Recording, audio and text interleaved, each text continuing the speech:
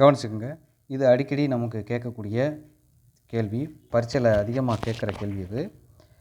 என்ன அப்படின்னா, வர்க்கமூல கணக்குகள், அதாவது ஸ்கொயர் ரூட். இங்கே வந்து வர்க்கமூலம் அப்படின்னு சொன்னாலே நமக்கு ஸ்கொயர் ரூட் அப்படின்னு அர்த்தம். சரிங்களா? இப்போ ஸ்கொயர் ரூட்னால் இந்த மாதிரி ரூட் போட்டுருங்க, பெருசாக போட்டுக்குங்க. போட்டுட்டு இதில் என்ன கோஎஃபிஷியன்ட் இருக்கோ அதை எழுதுங்க. x⁴ முன்னாடி என்ன கோஎஃபிஷியன்ட் இருக்குது? 64. சரியா? இதுக்கு முன்னாடி என்ன கோஎஃபிஷியன்ட் இருக்குது? -16. இதுக்கு முன்னாடி +17. இதுக்கு முன்னாடி -2. இங்கே கடைசியாக +1. சரிங்களா?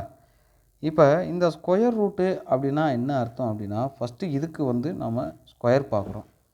எப்போவுமே ஸ்கொயர்னால் ஒரு நம்பரை 2 தடவை மல்டிப்ளிகேஷன் பண்ணுறது. 2ஆல் கிடையாது. 2 2 4, 3 9, 4 16. இப்படியே எது வரைக்கும் வரும்? 5 25, 6 36, 7 49, 8 64. இப்போ 64 எங்கே வருது? 8ல் வருதா? ஸோ 8 8 64. இப்போ இது ப்ளஸ்ஸாக இருந்தால் நம்ம என்ன செய்யணும்?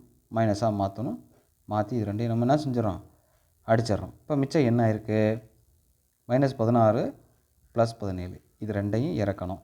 +17. நல்லா கவனிச்சுங்க. இங்கே கிடச்சிருக்கிற நம்பர் எதுவோ அதை ஃபஸ்ட்டு எந்த நம்பர் வந்தாலும் 2ஆல் மல்டிப்ளிகேஷன் பண்ணணும், பெருக்கணும். அப்போ 8 2 16. இப்போ நல்லா பாருங்கள், இங்கே 16 கிடச்சிருக்கு, இங்கேயும் 16 இருக்குது. 16ல் எத்தனை 16 இருக்குது? ஒரே ஒரு 16 தான் இருக்கா? அப்போது ஒரு 16. ஸோ இங்கே மைனஸ் இருக்கனால அந்த மைனஸ் அப்படியே போட்டுருங்க. -1. இப்போ என்ன பண்ணுறீங்கன்னா, இந்த -1 வச்சு இங்கே ரெண்டையும் பெருக்கணும். -16. ஒரு 16 16, -16, -(-1) +1. ஸோ இப்போ இங்கே மைனஸாக இருக்கிறனால இதை ப்ளஸ்ஸாகவும் இதை மைனஸாகவும் எழுதணும். ஸோ இது ரெண்டும் கேன்சல் ஆயிரும் இல்லையா? ஏன்னா -16, இது +16. 17ல் 1 போச்சுன்னா நமக்கு 16. இந்த -2 அப்படியே இறக்கிருங்க, இந்த +1 அப்படியே இறக்கிருங்க. இதில் இன்னொரு ட்ரிக்கு என்ன அப்படின்னு கேட்டிங்கன்னா, நல்லா பார்த்துக்குங்க. இந்த 16 அப்படியே போட்டுக்குங்க. இங்கே வந்த 16, இந்த 1 2ஆல் பிரிக்கிருங்க, -2. கடைசியில் இங்கே என்ன இருக்குது? 1 இருக்கா? ஸோ 1ஓட வர்க்க மூலம் என்ன இருக்குது? 1 தானே? ஸோ +1. அப்படி இல்லை அப்படின்னா இந்த 16ஐயும் இந்த 16ஐயும் நம்ம என்ன செய்யணும்? வகுக்கணும். 16ல் எத்தனை 16 இருக்குது? ஒரே ஒரு 16. ஸோ +1. இப்போ என்ன பண்ணணும்னா, இந்த +1 வச்சு இந்த 3ஐயும் பெருக்கணும், மல்டிப்ளிகேஷன். அப்போது 116 சார் 16 இங்கே போட்டுறோம். அதே மாதிரி 1 2 சார் -2. ஏன்னா இங்கே மைனஸ் இருக்குது, இங்கே ப்ளஸ் இருக்குது. Minus into plus minus. So இந்த 1 அப்படியே போட்டுக்குங்க. 1 1 சார் 1.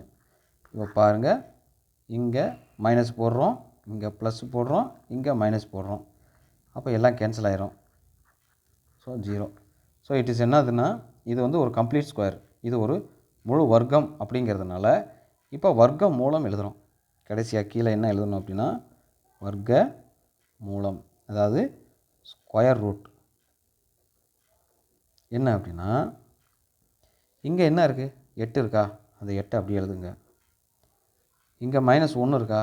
இந்த -1 அப்படியே எழுதணும். அதுக்கு முன்னாடி இங்கே x⁴ இருக்கனால அதில் பாதி x ஸ்கொயரு -1x +1 கான்ஸ்டன்ட். அவ்வளோதான். இதுதான் வர்க்க மூலம்.